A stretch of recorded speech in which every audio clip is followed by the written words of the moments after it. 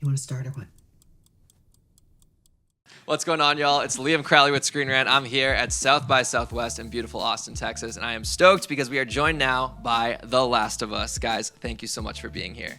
You're welcome. Thanks for having us. Pedro, I want to start with you. Based on where season 1 ends, there's a little bit of tension between Joel and Ellie. They're trying to build up that trust once again. What can you tell us about how that dynamic carries over into season 2, considering the time jump we have? Oh, you make me so nervous, Neil. I don't like answering these questions in front of Neil. Peripherally, I just see him go, yeah? What do you have to say about this? Number one, I feel like we don't end in a place of tension at the end of season 1.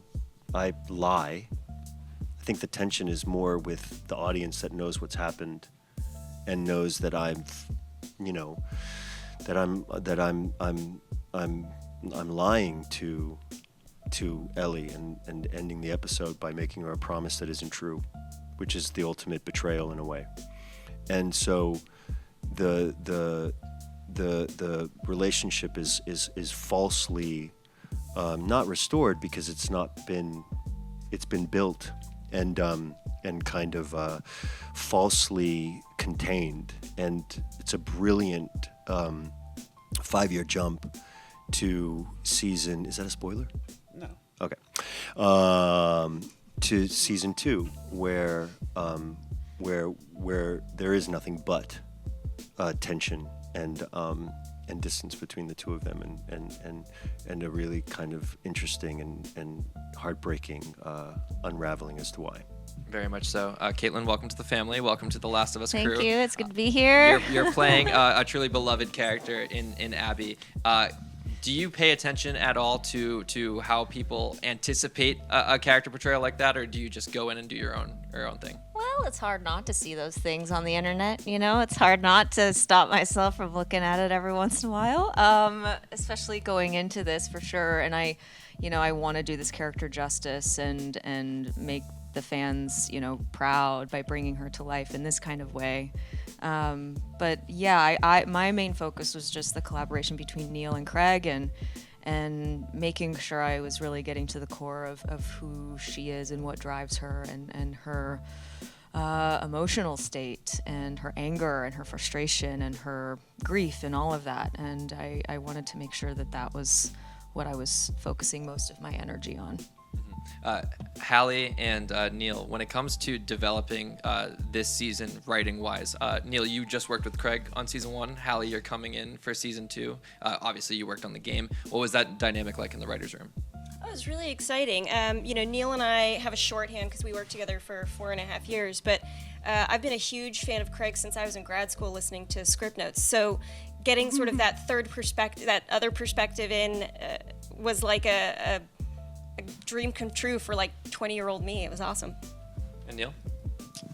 It was really cool. That we love the story so much, and oh my god, and it was an awesome opportunity to get to revisit it with like such talented people and to see how much they've put themselves into it. And then it all starts in the writers' room where we just kind of pick and choose from the game. What do we want to leave as is? What do we want to change? What do we want to adapt? What must be changed because it's a different medium? And that's like a really fun area to just dream about it and fantasize about it, and then to be here now where it's about to come out. Super exciting. Yeah, and something that was prominent in the second game that we anticipate will get translated to screen is Tommy has a more pronounced role this time around. Gabriel, what can you tell us about Tommy's just kind of presence in the settlement and how that continues to expand? Yes, well, Uncle Tommy is now Papa Tommy, and that's changed a lot of his perspective about how he needs to operate, what he and his brother and the rest of his people who are in the Security Council need to do to make this the safest place it can be, the most contained, the most well fortified, and his wife leads beautifully, and he's just kind of the first gentleman, I guess, of the settlement. But it's it changes everything. I think he already had a pretty solid constitution, but now having his family expanded in this way, it further solidifies what he is really about. And and yeah, I just can't wait for people to see where it goes and when duty calls, what's required of him. I'm very excited to see this whole season continue to expand. Really quickly before we get out of here, I keep seeing stares anytime anyone delves into spoiler territory a little bit. Pedro, who's tougher to keep secrets for, Marvel or The Last of Us?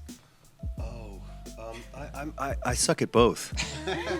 I tell my Uber drivers everything. So if I'm your Uber driver, I'll find all out about Fantastic Four. Ask me whatever you want to know. Robert Downey Jr. Huh? Robert Downey Jr. You talked to him lately? He texted me today. Oh, what'd he say? He sent me a selfie. That's it? Was he wearing a Dr. Doom mask? I need to look again. I want to go down that rabbit hole, but I'm told we're out of time. Guys, congrats on being here at South by Southwest, one of the main events of this weekend. So I hope you all get to enjoy the days ahead.